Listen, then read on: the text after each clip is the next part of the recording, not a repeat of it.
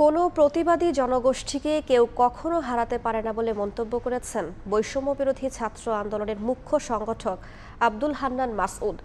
সন্ধ্যায় নোয়াখালী বিজ্ঞান ও প্রযুক্তি বিশ্ববিদ্যালয়ে বৈষম্য বিরোধী আন্দোলনে শহীদ ও আহতদের স্মরণে সভা ও সাংস্কৃতিক অনুষ্ঠানে এ মন্তব্য করেন তিনি। এতে বিশ্ববিদ্যালয়ের উপাচার্য, প্রক্টর সহ উপস্থিত ছিলেন বিভিন্ন বিভাগের শিক্ষক শিক্ষার্থীরা। এ সময় আব্দুল হান্নান মাসউদ আরও বলেন, যে তরুণরা 52, 71 ও 90-এর ধারাবাহিকতায় 24-এ ইতিহাস তৈরি করেছেন, সেই তরুণরাই আগামীর বাংলাদেশ নির্মাণ করবেন।